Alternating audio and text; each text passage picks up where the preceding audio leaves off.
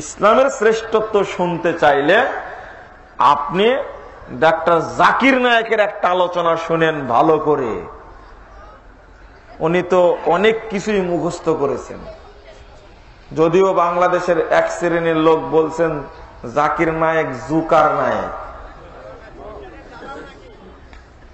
যদিও বলছে জাকির নায়েক একটা মূর্খ মানুষ, কিছু জানে না। জাকির নায়েক নাকি ইহুদি খ্রিস্টানদের দোসর, দালাল।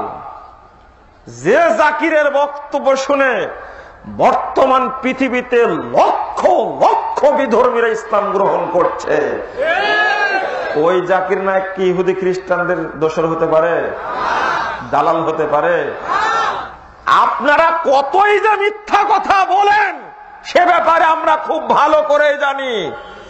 পৃথিবীর ইতিহাসে বিগত যুগের একজন মুজাদ্দিদ নাম নাসিরুদ্দিন আলবানী রাহিমাহুল্লাহ, তার মতো একজন মুহাদ্দিসকে যিনি 800 বছর পরে শ্রেষ্ঠত্ব অর্জন করলেন পৃথিবীতে, তাকে আপনারা বলেছেন এই মর্মে যে নাসিরুদ্দিন আলবানী হলো খ্রিস্টানদের এজেন্ট।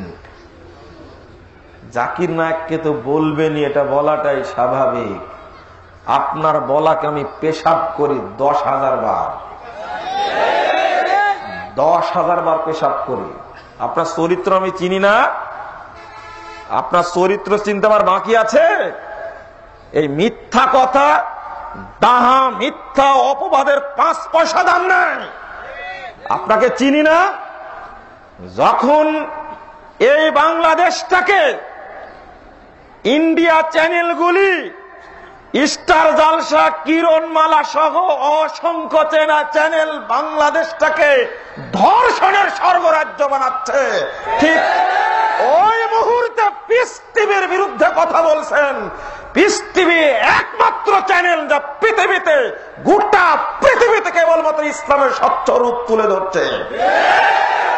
ওই চ্যানেল আপনার চোখে পড়লো, চোখে পড়ল না কিরণমালা, চোখে পড়ল না স্টার জালসা, চোখে পড়ল না নগ্ন চ্যানেল। বাংলাদেশের চ্যানেলগুলিতে রাত 12টার পরে নগ্নতা নষ্টামি ছড়িয়ে গোটা দেশটাকে জেলার রাজ্যে পরিণত করেছে। তোমার মুখের কয় পয়সা দাম আমি চিনি না? বহু মানুষ আজকে ইসলামকে বুঝতে শিখেছে, আলহামদুলিল্লাহ। ইসলাম সোনা ভানুর পুঁথির মতো নয়। হাঁটিয়া চলিল ঘোড়ায় চলিয়া মর্দ, হাঁটিয়া চলিল 6 মাসের রাস্তা মর্দ 6 দিনে গেল। লাখে লাখে লাখে মারে মর্দ কাতারে কাতার, গুনিয়া দেখে মর্দ 40,000। এই ধর্মের নামে পুঁথি শোনানোর সুযোগ এখন আর না, আলহামদুলিল্লাহ। ওই যুগ এখন নাই, ওইটা বন্ধ হয়ে গেছে এখন বলেই তো ক্ষিপ্ত হয়ে পিছনে লেগেছে জাকির নায়েকের।